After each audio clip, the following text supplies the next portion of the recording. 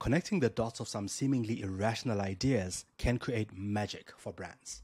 In this episode, I talk to the Vice Chairman of Ogilvy UK, Rory Sutherland, who is the author of several books, including Alchemy, The Surprising Power of Ideas That Don't Make Sense. He shares how behavioral science can help marketers and agencies to reframe the questions they ask about customers. We also talk about how agencies and brands can transform how they think about brand problems. Please share and subscribe to The Lead Creative wherever you get your podcasts. It helps us to bring you amazing guests, share their insights, and spread the word. Enjoy the show.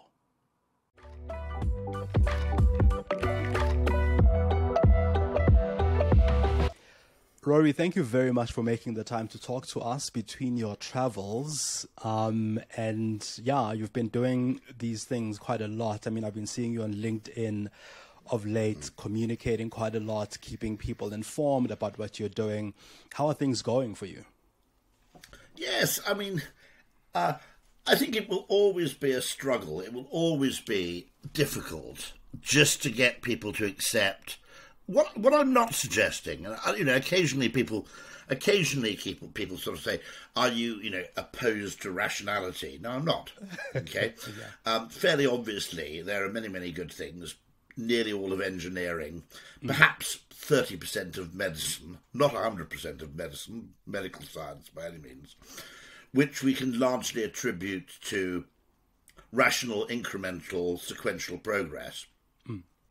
What I'm saying, and it will always be a difficult message, is that that's fine and good and dandy, but we have to leave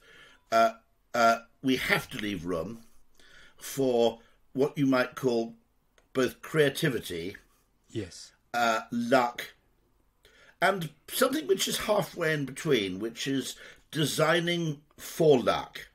In other words, saying we don't entirely know how to succeed here, but we're going to design an experimental program, a kind of evolutionary experimental program, which will allow us to make progress over time.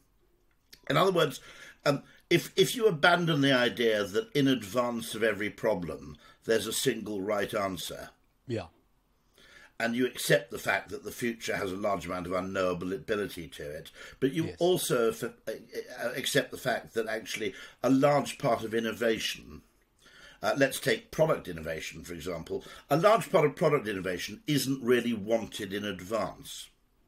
So you can't ask people what they want. As Henry Ford has said, although it's not entirely clear he ever said that, Steve Jobs certainly did say it, okay? It's not our job to give the consumer what they want. It's our job to give the consumer something which, having experienced it, they can't imagine life without it. And that's different. And I think we simply have to accept the fact that the role that what you might call inductive sequential logic plays in progress and plays in business success will always be a really, really important role, but it can't be the only game in town. Can you recall the earliest memory that you have of interacting with advertising in any way and what impact that had on you? Yeah, very easily, actually. When I was a kid, now, I was lucky enough to be born in 1965, which meant that I was kind of 10, 11, 12, 13 years old, in what was certainly a golden age of British print advertising. In particular, I think the work of, well, not only CDP, actually, the work of BMP and others, but certainly the work of CDP and print was magnificent. And my brother and I, my brother's 18 months older than me, we used to fight for the Sunday Times colour supplement every week. And really what we were fighting for was the chance to read the ads. Not so much the articles, but actually the ads, because the best of the ads were utterly brilliant. And it was also a golden age of TV advertising, which I enjoyed TV advertising as well.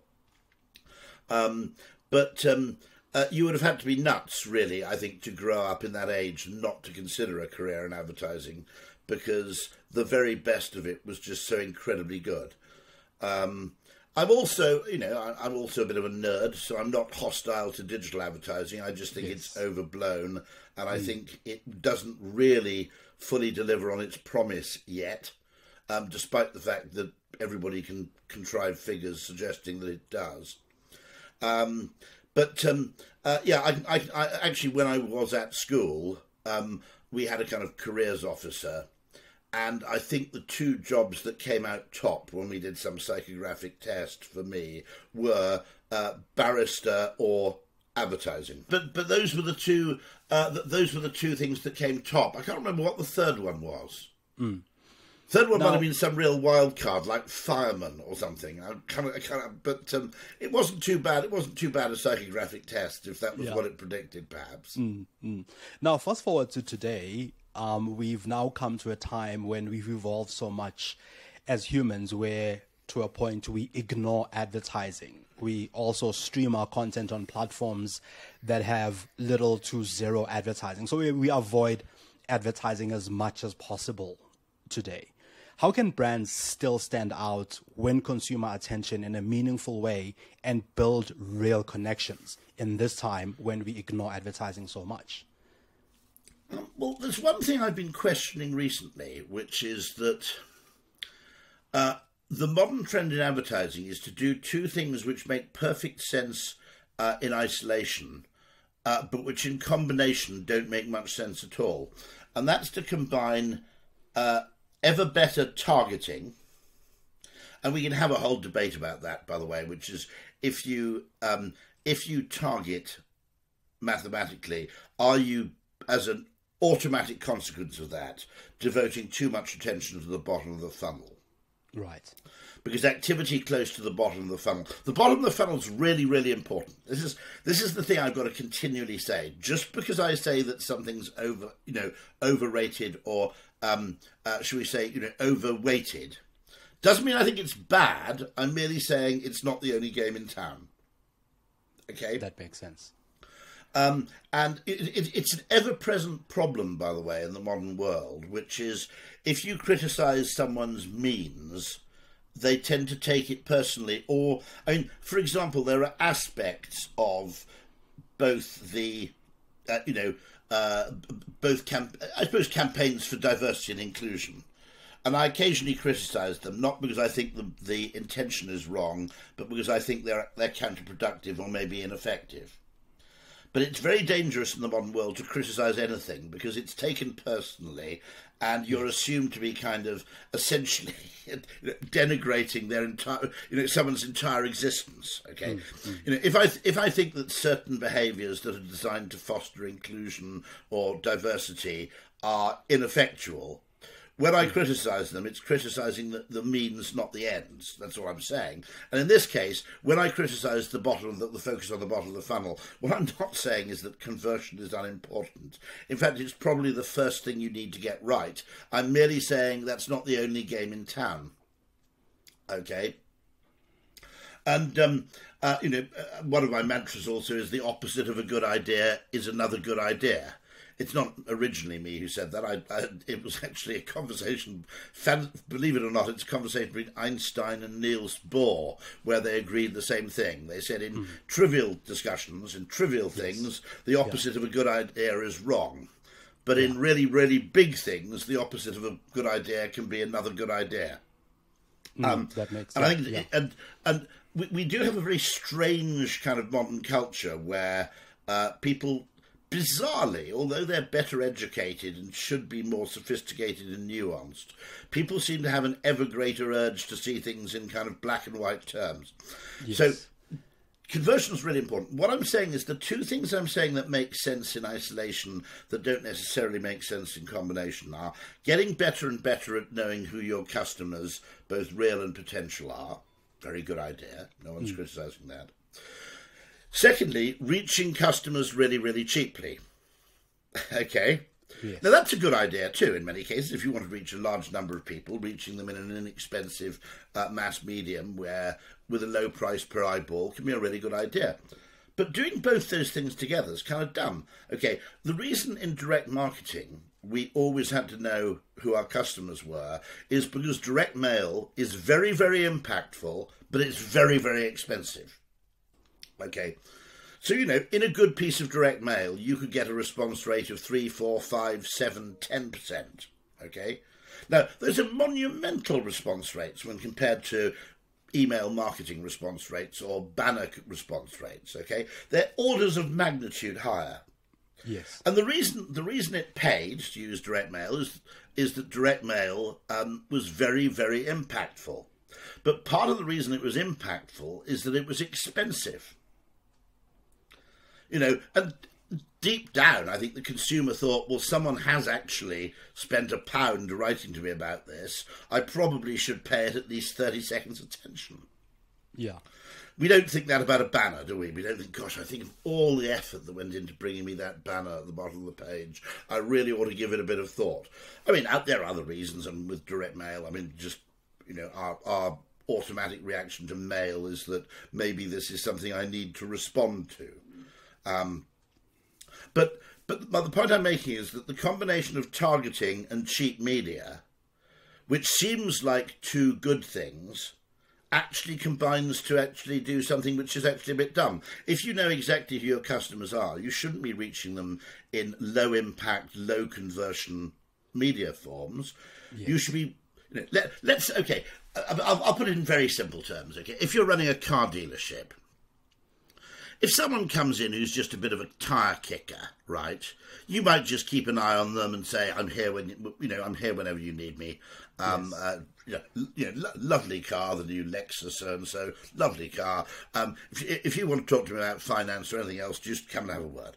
But if someone comes in and says, I'm really interested in buying the new Lexus or Audi or whatever it is, okay, you don't just go, yeah, well, I'm here when you need me, okay? You say, right, okay, let's talk. Would you like a test drive? Now, test drive is really expensive. Okay, you know, it's okay if you factor in your time sitting in the passenger seat, and you'd probably have to put a reasonable price of £50, £100 on a test drive, but it's worth it because there's a 25% chance of selling that car. Okay, you wouldn't offer a test drive to some random kid who walked in off the streets necessarily. Okay, or you wouldn't be eager to, and so there's a fundamental rule of communication that seems to be broken. It's okay. Nobody would invite someone to their wedding by email. Well, I don't know, maybe someone like Zuckerberg or some geek would. But, you know, you put it in the post. You know, if you really want to get someone's attention, you send it by FedEx or UPS. Okay? And there's a fundamentally broken rule here, which is, you know, the closer I get to, to purchase, the more you spend money on me. Yes. In a sense. And, you know, I mean, maybe that's an instinctive thing we understand, but this weird business of using digital means and data to identify your customers ever more tightly, and then using digital media to reach them, okay, two totally sensible things in isolation. The combination, to me, seems to be inherently contradictory or self-defeating. Yeah. There's something else that you talk about, which I'd like us to unpack here, coming back to this idea of knowing your customer and knowing your customer well, because one of the things that we tend to refer back to, and I would say I'm guilty of this because I work more in the digital marketing space, is data. Yeah. Data and analytics, which in a way says we know our customer better. And you argue that sometimes we don't use that effectively. So, I mean, let me give an example of this, okay, which is just one of my kind of anecdotes, which is, this is, by the way, I love data, and also, I'll also say something, this is again, I'm being kind of contradictory. Behavioural data, what people actually buy, in a sense, contains much more truth and information of value than what people claim to buy or what people claim to do, okay? Because we don't fully understand our own, if you like, instinctive drivers as humans, you know. So what we will do when asked, why did you do this or will you do this, our actual response is actually not an accurate response. We maybe just trying to look polite, trying to look rational, trying to look sensible. But when we actually buy something, there's a truth contained in that, which is we actually sacrificed real money in exchange for that thing. If we then buy that thing repeatedly, there's a really valuable bit of information in there, which is I might be onto a successful product, which once experienced creates a natural convert. Okay, so totally keen on data. However, this is why I think data plus behavioural science is so important, because data provides the what, but it doesn't really provide the why. Yeah. Okay? And actually, you can get the why very, very wrong if you're not careful. Because really robust, good, reliable, fantastic data, okay, will tell you a story. Well, actually, but the story it tells depends on the interpretation, and the interpretation probably depends on something psychological. And the example I always give, okay, is let's imagine you're Starbucks, okay, or a large coffee chain, okay, and at the moment you close at 5, and to be honest, you don't sell that much coffee between 4:30 and 5, all right? So someone says, is it worth opening that Starbucks? I mean, there's some really weird Starbucks. There's a Starbucks I always call the world's laziest Starbucks, which is on platform 1 of Victoria Station. And it like closes at 7 o'clock. You've got this prime real estate. What are you thinking? You know, closing hell, okay? But anyway, you look at the data and you say, well, there's no point in opening any later because, look, in the last half hour we're open already. We don't sell very much coffee, okay? And so, you know, projecting that downwards, it looks like demand for coffee really tails off after 6 p.m. or 5 p.m., okay? And by the way, that might be true. But there's another story, which is an interesting one psychologically, which is people hate drinking coffee in a place which is about to close, okay? And secondly, that because the staff want to go home early, they, consciously or unconsciously, deliberately show signs of shutting up half an hour before the store actually closes to discourage more customers from coming in. And if you so talk they to wind some people, down almost. Well, if you talk to people who work in coffee shops, this is known as getting the mop out, okay? And you get the mop out because you want to basically knock off as soon after closing time as you possibly can. The last thing you want is people coming in the last 2 minutes, because then you'll have to remop the floor, you'll have to wipe down the nozzle on the espresso machine, you'll have to clean the toilets again, okay, right? So what you try and do is create very few customers in the last half hour, and you get the ones you have to bugger off. And basically, someone who worked in a coffee shop said it's called getting the mop out. You can get the mop out. That basically stops anyone else coming in and basically says to your existing customers, okay, piss off now, right? But they said all you have to do, effectively, is say, you put one chair upside down on top of a table or upside down on top of another chair, and nobody comes in. The second you do that. Now, so it may be that actually if you did open that coffee shop till 10 and you paid the staff to stay till 10, you'd actually do a thriving business until 9:30. Or if you wanted to, you could say, look, we'll pay you until 10:30 for your cleaning up. But the deal is, guys, okay, you don't do any mopping, okay, until the store's actually closed. So it's half anecdotal, it's actually kind of true, but it's an example where you could read the data. If your grasp of psychology was wrong, you could read the data and very, very confidently derive a conclusion from it. Now, that conclusion might be right, but a psychologist or someone, or indeed a creative person, by the way, just generally, you know, might draw a completely different conclusion from the same data.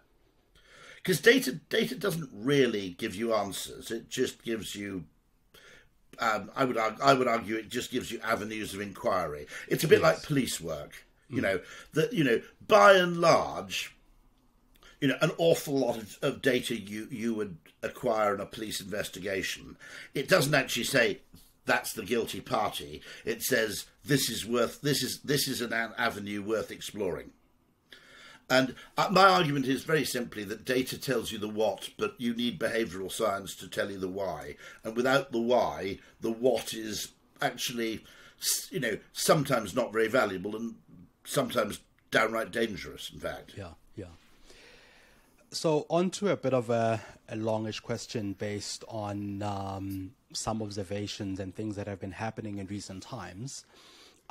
Inflation is at a 40-year high, and there's an article I read that when this happened, there was a domino effect where recessions followed, money supply was reduced, interest rates were raised, consumers spent less, unemployment rose. Now, with that lens in mind, I'd like to come to something that you talk about quite a lot, which is that marketers should ask better questions.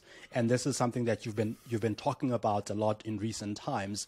Now, through this lens of this domino effect that happens as a result of inflation, how can marketers within brands and agencies ask better and better quality questions? Well, I'd say something very, very perverse, okay? Which is that we've actually been having absolutely massive inflation for the last 10 years, 15 years, 20 years. And that the only reason we haven't noticed is we don't include property prices in the inflation figures. Okay. Now, if I were a marketer and an economist simultaneously, one of the things that would really piss me off, and it would piss me off in Britain, it would piss me off in the US, it would piss me off in South Africa, okay, is that human ingenuity in most market segments has done an incredible job, looked at over 20 years, of getting people better stuff at a lower price. You look at airlines, okay, or you look at televisions, right? Okay, the television I had as a child was more expensive than the one I have now, and it was a piece of shit compared to my current television. You know, it was my father had black and white TVs, don't ask me why. It was, you know, but I mean, it was rubbish, okay? And even really expensive colour TVs were really, really expensive, and they were rubbish. People's faces were pink. Okay, and they were a massive, great box that sat in the room.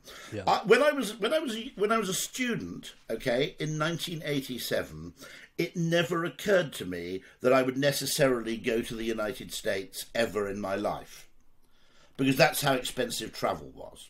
Okay. Clothes. Now, I've got to say this, I'm 57, because not all you young people appreciate this. But when my parents bought my school uniform, it was a significant real expense. So, you know, okay, the shoes were probably 20-something pounds, okay? But that was 20-something pounds in 1977, which is getting on for like 100 quid in modern money, okay? So capitalism has done this incredible job, okay, of providing people with better shit for less, which should have meant people have ended up with a load of extra discretionary income to spend on different things. Instead, rising property prices, which is just a Ponzi scheme benefiting the elderly, have mopped up nearly all of those gains. So I think there was huge inflation. It just happened to be property inflation, and it didn't appear in the figures. And if I look at my current, when I moved to London, okay, you know, I couldn't have afforded to fly. I first flew to the United States because my brother lived there in 1994, and I could only just afford to do it. Okay, again in 1988, it didn't occur to me when I was working that I'd ever go. All right, I didn't assume that I'd ever go. But actually, my rent wasn't that big a part of my earnings. Now, if I look at my current younger staff, once they've paid tax, of the money that's left over, at least 50% goes in accommodation and transport costs. This is true. Now, so one of the questions I ask, okay, is how do we get... Okay, so we talk about flexible working. One of the things I've said is, look, if I'm Unilever, right, okay, if I'm, you know, Mondelez, okay, if I'm P&G, right, if I'm Samsung, I'm in favour of anything which gives consumers more discretionary income. And if by working from home some of the time they have fewer commuting costs, or if they move slightly further away from their place of work so they can afford cheaper accommodation, which means their mortgage costs go down, that's more money going back into the productive economy. Now, because economists treat the property market like it's any other market, and they just go rising property prices, it's supply and demand plus consumer preference. Property isn't consumer preference. You don't have any choice about having somewhere to live, okay? well, I mean, I suppose you could buy a motorhome. That would be. I mean, my father actually debated that. He said, "Look, if London property prices continue to rise, the best thing you can do is just buy an American motorhome and find a guy with a garage and go and park it in London. A houseboat would be the other solution. But I mean, you don't have any choice but to have a place to live. So you had this awful thing, which was a speculative kind of boom market, which was all about kind of what you might call exchange value or investment value, dominated the pricing of property so that its use value, became ludicrous. Okay. Yeah. And so there's a bit of me which goes, if this causes a property price crash, okay, it'll be painful at first. It'll be disproportionately painful for people who've only recently bought property. Maybe we'll see buy-to-let landlords giving up and actually putting their properties on the market, which will further depress prices. But I would argue that this failure to solve the property, the cost of that basic, I mean. What's weird, okay, is that when property prices went up, the news would report it as a good news story. Nobody reports rising bread prices as a good story because it's great news to people who've just bought a loaf of bread. Okay, right? Yeah. And so a bit of me, if I looked at the wider picture, the thing that would really piss me off, if I were anybody working in what you might call consumer capitalism, is that all these gains by making things cheaper and better have just been sucked up by a combination of property owners and financial lenders, effectively getting people into deeper and deeper debt. That it hasn't really, the gratitude we should be getting. When I look at, I'll give you an example. If you, and by the way, I think people your age will be much, much angrier about this, but you don't know what it used to be like. Okay. Yes, yeah. So you don't have reference of a different time. You think this shit's always been this shit? No, it hasn't always been this shit. It genuinely hasn't always been this bad. And I look at it and I go, okay, everything, meals out, everything was more expensive and worse. Okay, 30 years ago. You've got to be my age to see that kind of chronological comparison. And so you have, actually, people keep talking about failures of capitalism, okay? Actually, sorry guys, but it's done a cracking job, okay? One of my favourite brands, okay? Let me give you a very simple story. Do you have TK Maxx in South Africa? TK Maxx. It's TJ Maxx in the United States, okay. But it's basically sort of unsold, quite often, designer clothes. Sold at a massive discount.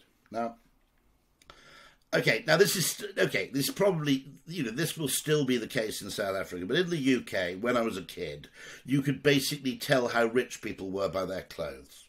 Okay? And, I occasionally say that TK Maxx, and actually ASOS and, everybody has a real go at fast fashion. But let me tell you, compared to basically your clothes telling everybody how rich you were, fast fashion's great. Because everybody with a bit of disposable income, a bit of creativity and a bit of effort, if they want to, can look pretty good. Okay, trust me. Okay, when I was at school in my state primary school in about 1969, 70. Okay, the poorest kids had really ill-fitting clothes because they were handed down from, they were second-hand handed down from older brothers, and they actually stank a bit, right? I mean, I'm saying this just because nobody your age realises this. And so in many ways, over the time frame I'm choosing, you've got to say that actually consumer capitalism has done exactly the job it's supposed to do, which is get people more and more opportunities to do worthwhile things at a lower cost. Or if they want to, a higher cost. Some people just, like to spend more on certain things. That's fine too. But the property market has effectively destroyed all of the progress. And so I kept saying to these, people, look, when you talk about flexible working, you're always talking about, will my staff be 5% less productive? And my argument is, look, if your consumers have 10% more disposable income, maybe that's the more important thing, and you should be supporting this. Because if you look at it in the wider context, anything that frees people up from the depredations of their landlord and Transport for London is basically good news for you guys. Would you then, with that in mind, would you then argue that at times we look at the squeeze that the consumer's facing because of things like a recession, like inflation, almost in isolation to what the bigger picture could actually tell us about the customer? Okay. Rising prices affect very different people very differently, and if you're, South Africa's pretty rich by African standards, okay?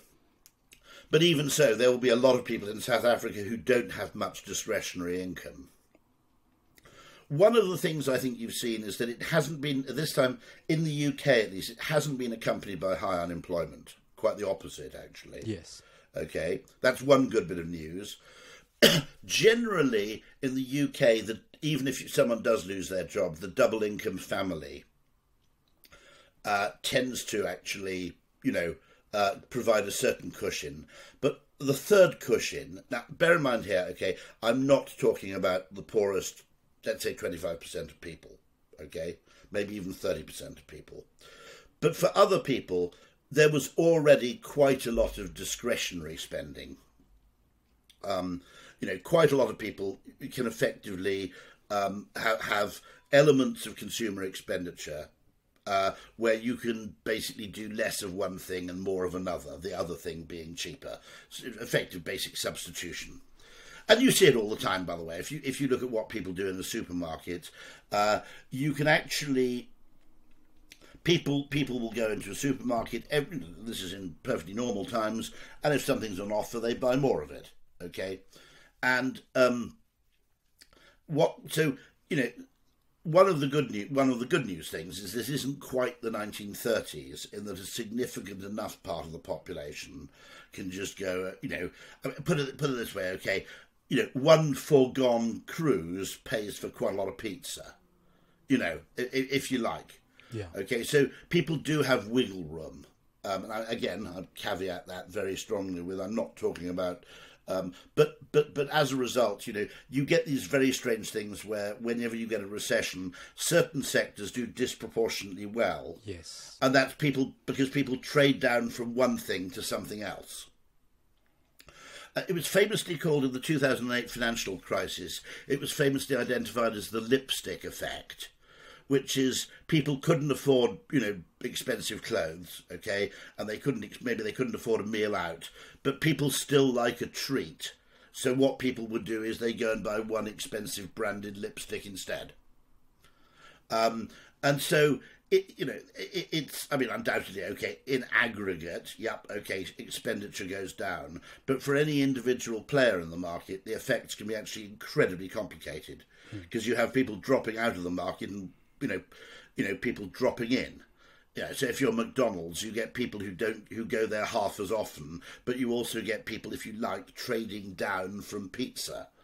So it's very. There's a great phrase of Mark Ritson's, which is the average is the enemy of the marketer, and so it's very, very mistaken, I think, to say there's this kind of average consumer who's like right in the middle of everything, and we'll look at the average consumer and we'll make that the story for all consumers. Right. Because it's a much more complex system than that, particularly now. This episode is sponsored by the digitally led customer experience agency Roger Wilco. For all your customer experience, digital marketing and web development needs and insights, go to rogerwilco.co.za or rogerwilco.co.uk. You can also download the South African Digital CX Reports and the South African Township CX Report directly from their site, free of charge. Don't we all love free insights every now and again? Now back to the show. In your book, Alchemy, you argue that intangible factors like stories and emotions can be profound on our perceptions and behavior as human beings. How can companies harness the power of these intangible factors in their marketing and product development?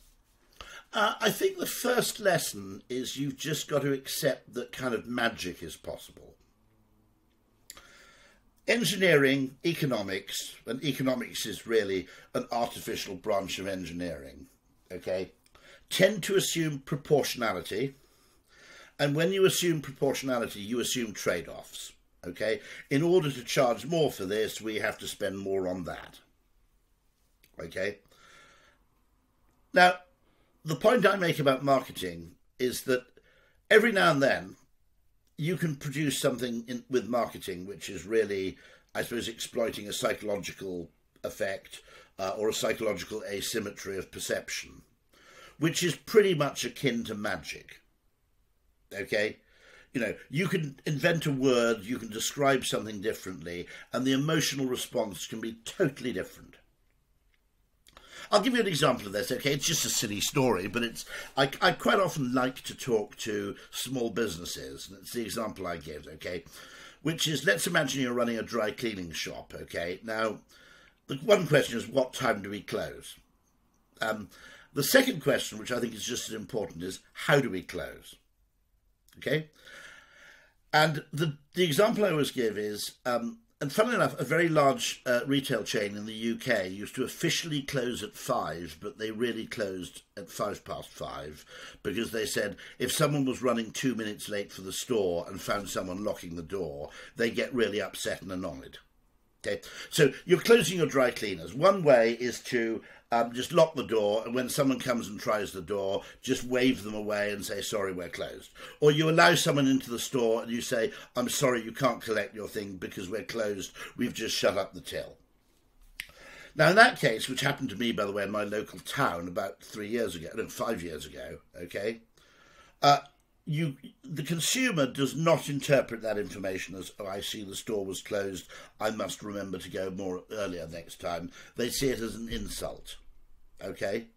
You know, now the alternative is to lock the door, leave the door marked open, and between 4:55 and 5:05, stand right next to the door. If anybody tries the door, they'll find it locked, but you make a really big show of unlocking the door and saying, we were closed actually, but if you need to come in, why didn't you come in now?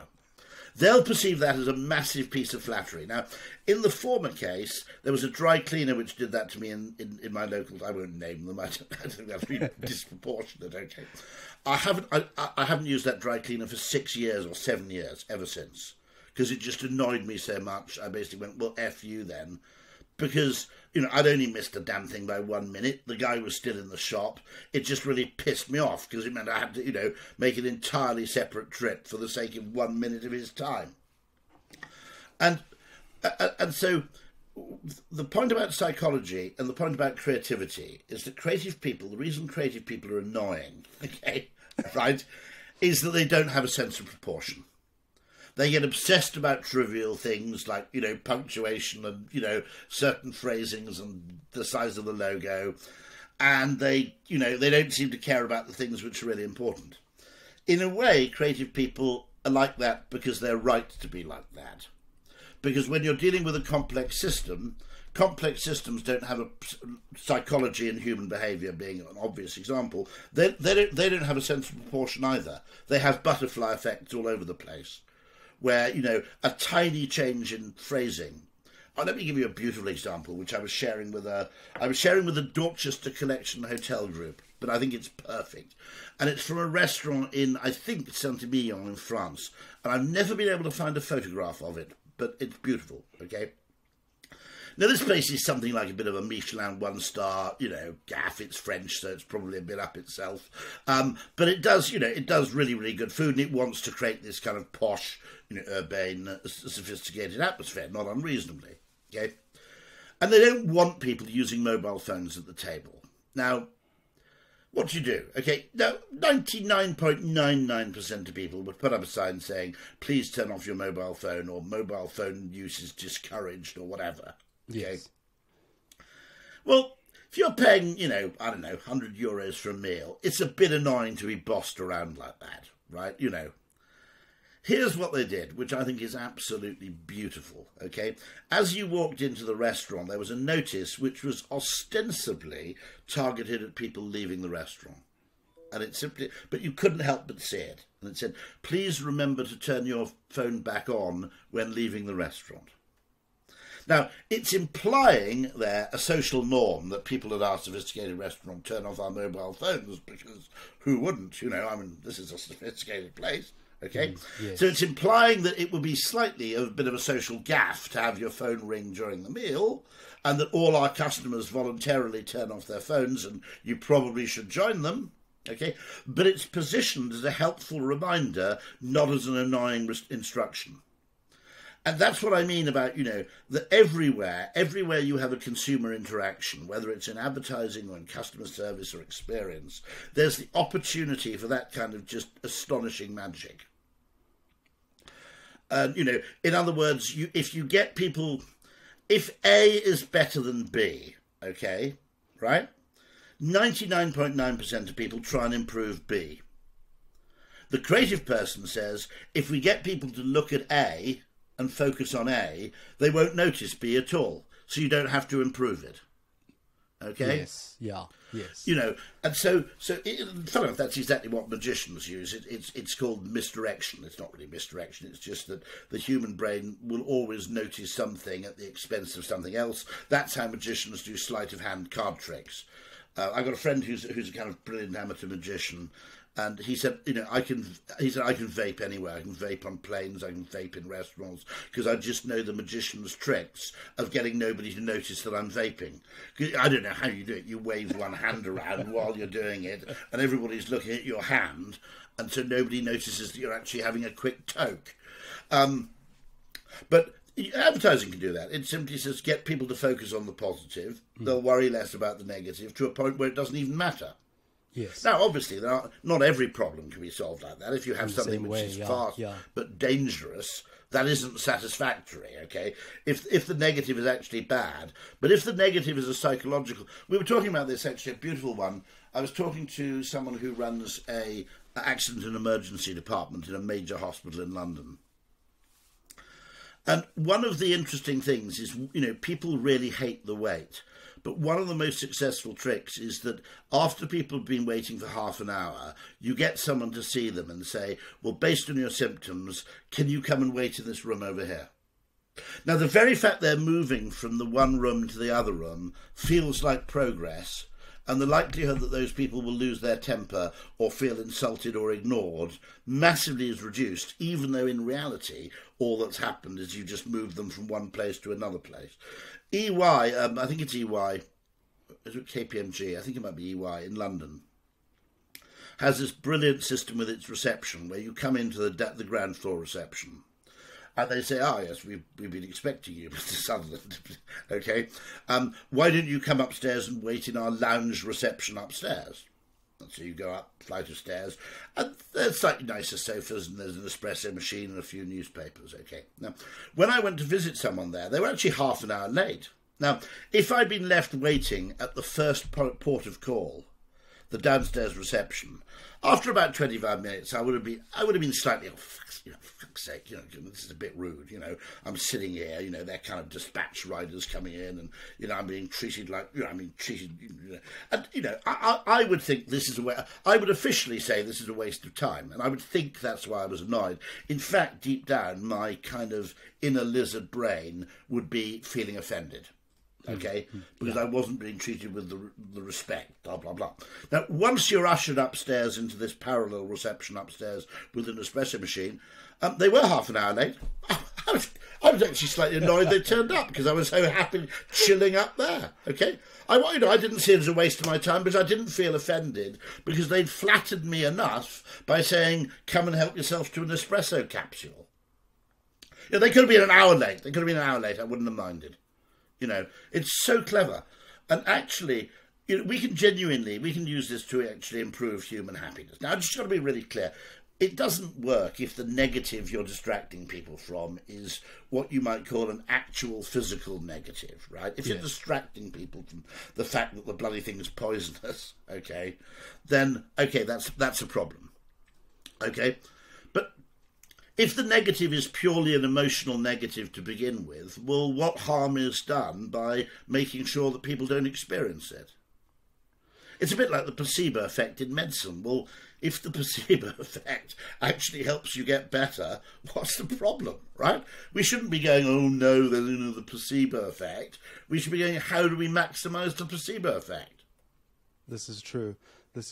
Something else that has been doing the rounds a little bit in various conversations is that sometimes as agencies and creative teams mature, the more experienced minds in those teams tend to become out of touch with popular contemporary culture, while the younger members of those very teams are not experienced enough and not in leadership positions, but they are in touch with contemporary culture. Yeah, Have you got some thoughts? Sure. It's a really good observation. Actually, you need both, because you could equally argue that when I was in my 20s, I couldn't really get my head around why anybody would have a pension. So when I had to do pension advertising, it's worth noting that the old tend to be much richer, and so the advertising focus on young consumers is, there's some logic to it, which is they are future consumers of tomorrow and so on.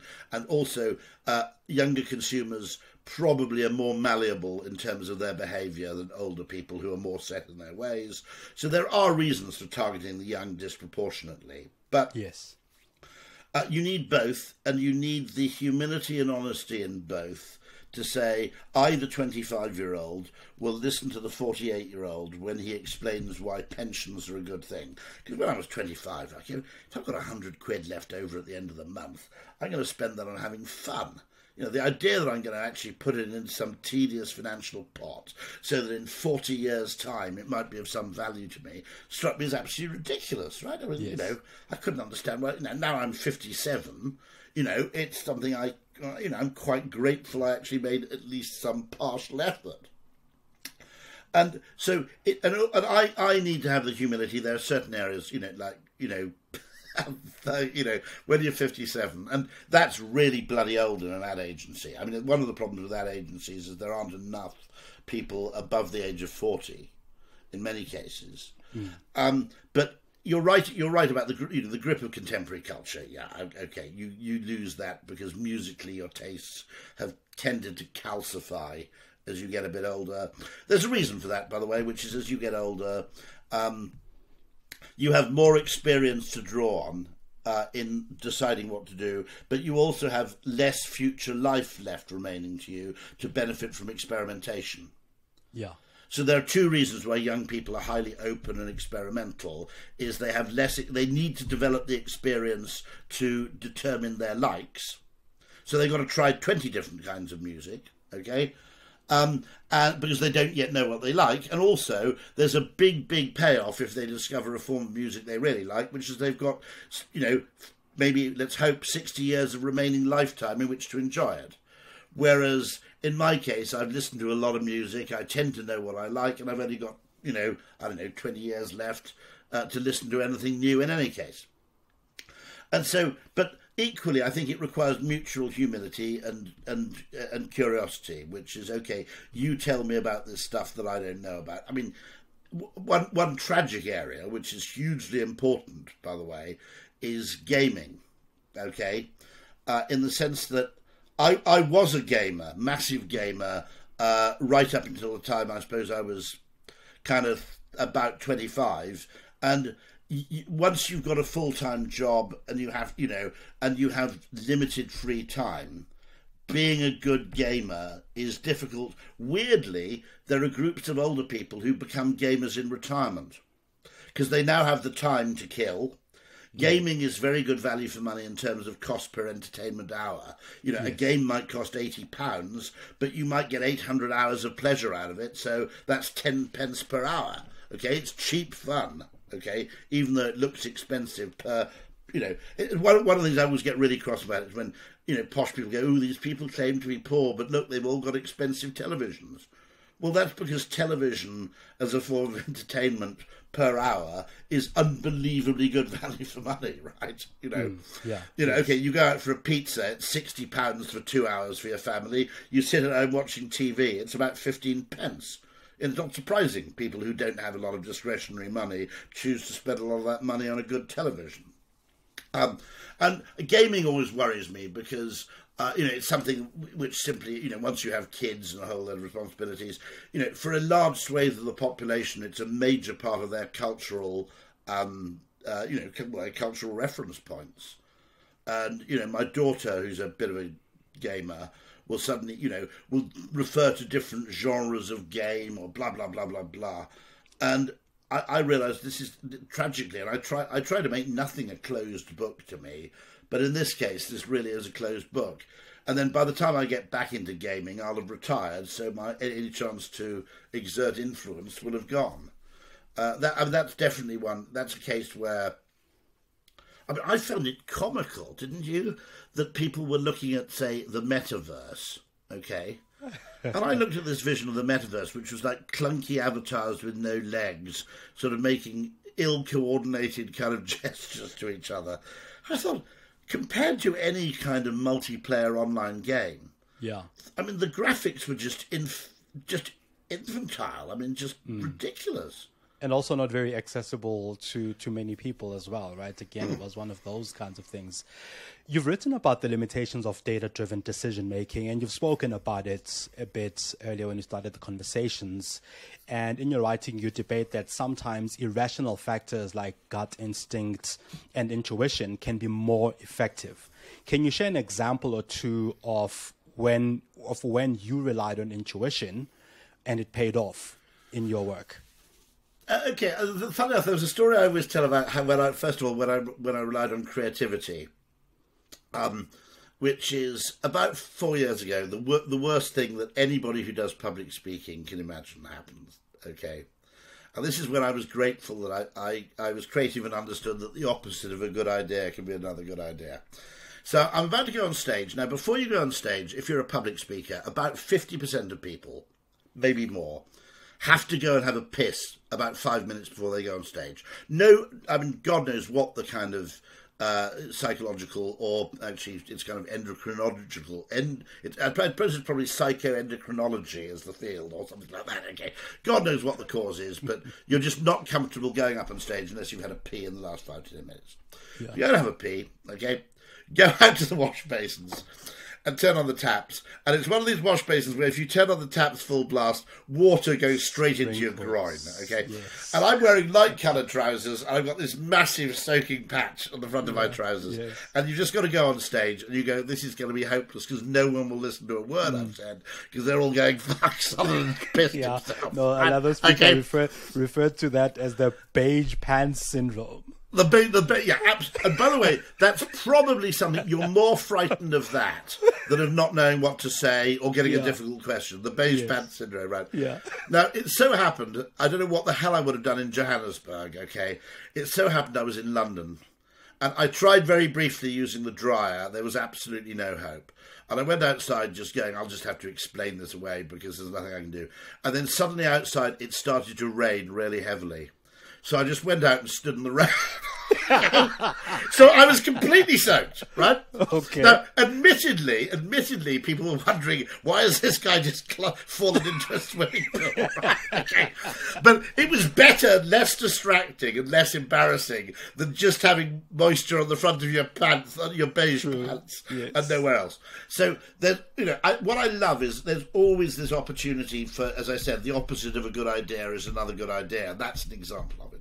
You asked when an example of where I'd used. That's where I'd used creativity. You want to know where I'd used intuition. Intuition. Yeah. Quite often, there was a chess player called Capablanca, I think, who didn't know how to do it. Okay. But he was always convinced there was some end game in chess, and I've probably got this hopelessly wrong, but it was like two knights and a bishop against a rook and a queen or something. I can't remember, okay. And it was always declared a draw in chess, but Capablanca thought it was actually a win. He just didn't know why, for one party. And sure enough, years later, a computer proved that he was right, that actually it was 127 moves, but under these conditions, it was basically a win for the two rooks and a knight or whatever it was, okay? And so sometimes it's just knowing a lot of the use of intuition is just knowing when an area is worth exploring further. It's what I call a smell. Someone says something and you go, it sounds a bit totally random. You go, hold on, there's something there. Why does something here chime? I'm going to play around with this apparently stupid idea for a bit longer because it may have the makings of something. Because it's what I say is you've always got to climb, quite often, you've got to climb kind of Mount Scilly to reach the bright sunlit, uplands that lie beyond. And so a case of intuition would be just knowing, okay, when you come up with a line or there's a problem, a behavioural problem, and quite a lot of the work I do in behavioural science is I know the vague patterns. And so an example would be, I suppose it's almost partly using humour as well. I'll give you the perfect example, okay, which is, someone came to me and they had they worked with a local fire brigade, and when the local fire brigade weren't fighting fires, they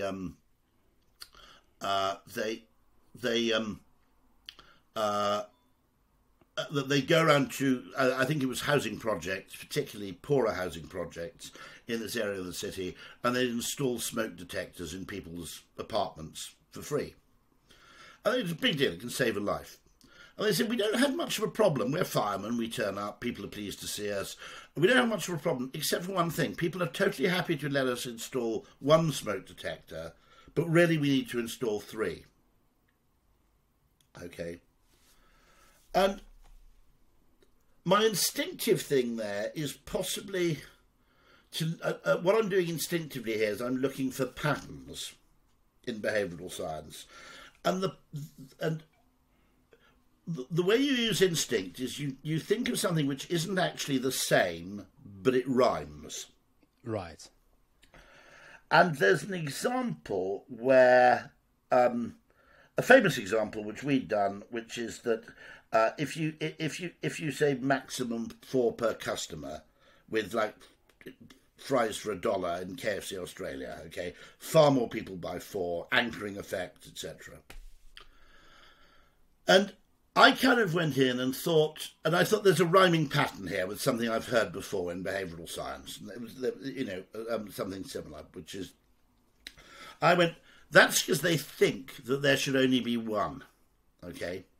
And I said, the trick is, now I don't know how well this worked, but they did adopt it, and I think they still use it, so let's assume it worked quite well, optimistically. I said, the trick is, if you think that 3 is necessary, 2 to 3, turn up with 6. Okay, and you say, well, you're actually allocated a maximum of 6 smoke detectors, but looking at your apartment, we think you can make do with 3. Now, it's possible then that the person might drive you to 2. There's no way they'll go from an anchor point of 6 to 1. Okay, right. They'll probably accept 3, and some of them might say, are you sure I don't need a 4th one in the kitchen, child's bedroom, whatever it may be? Okay. But I said, turn up with, turn up with a huge number. And so quite a lot of it is you instinctively feel that there's a solution somewhere there, by effectively changing, changing the frame of comparison, if you like. From 1 is normal to 6 is normal, but 3 is an acceptable compromise. And so the only way I can say that is that the way we tend to deploy behavioural ideas is you have a toolkit and you have a lot of case studies which give you kind of patterns, and you look for the rhyme. And there's another case I was thinking of, which is I mean, other things, I think, genuinely, by the way, I think we ought to be honest about this, other things just emerge from the unconscious. David Ogilvy famously dreamt the whole Pepperidge Farm commercial. It kind of came to him in a dream. Quite a lot of really good ideas, you have no idea where they came from.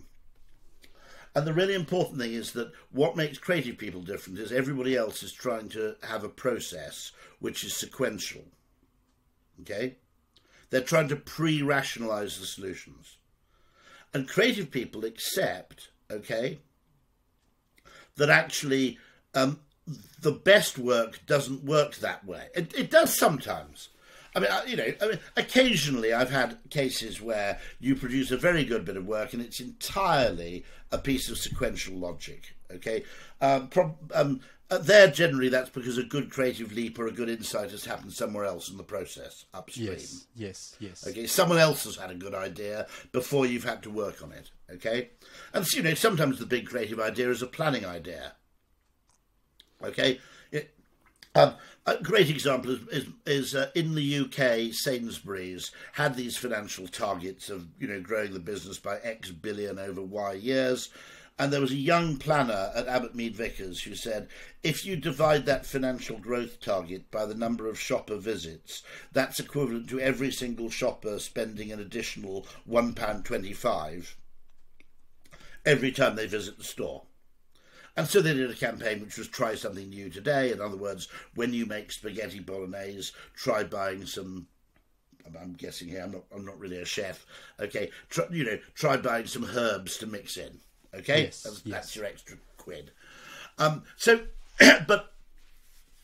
everybody else wants to get there sequentially, and the creative person basically knows that actually the way it actually works is you get 5 steps forward and then you retrace.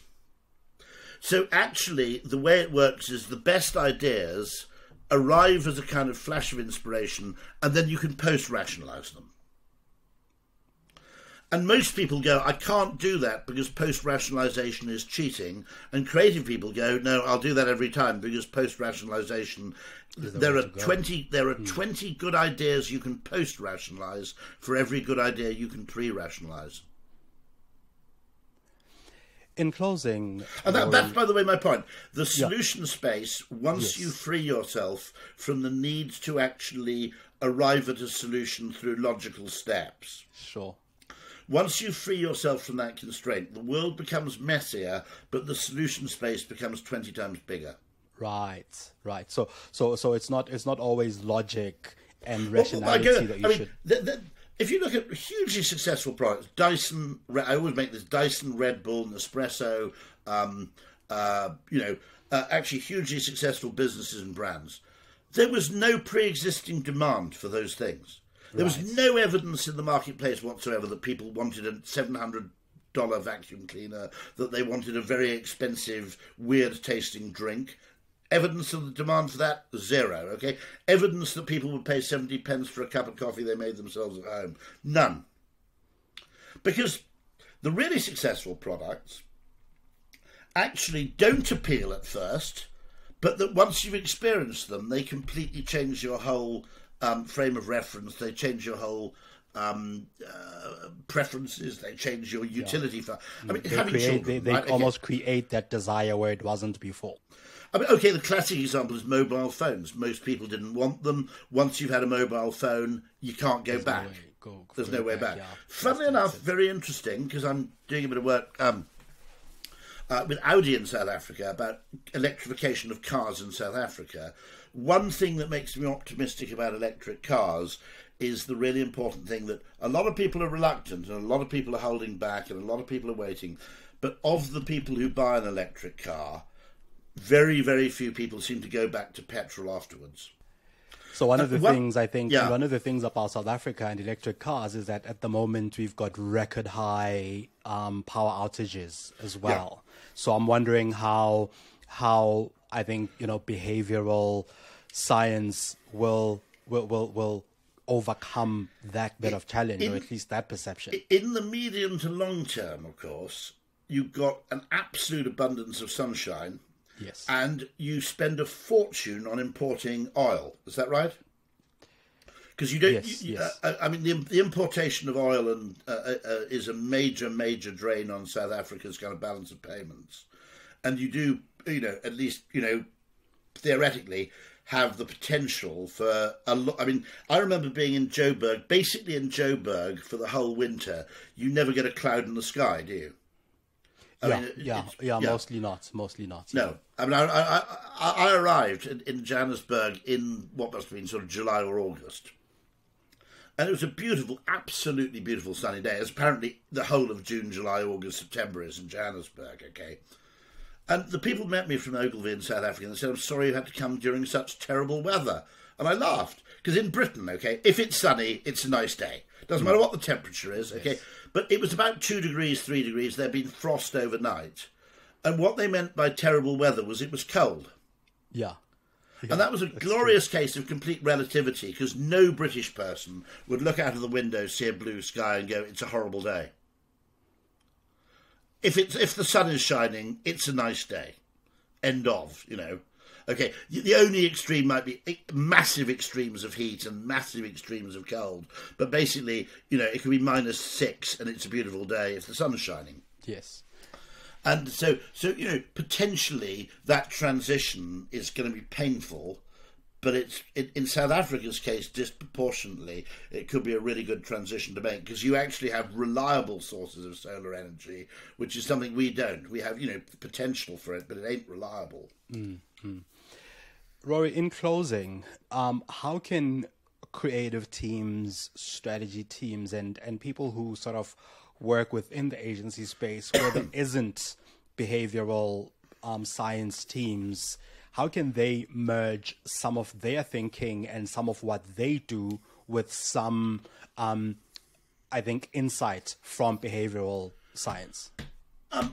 I think the thing is, I think we make a mistake as ad agencies in that I think very, very soon after a client has not necessarily briefed you, but made you aware of a problem to be solved, I think you should have a loose multidisciplinary period, a couple of days, where you really, really explore the problem and define the question and define the behaviour that's required.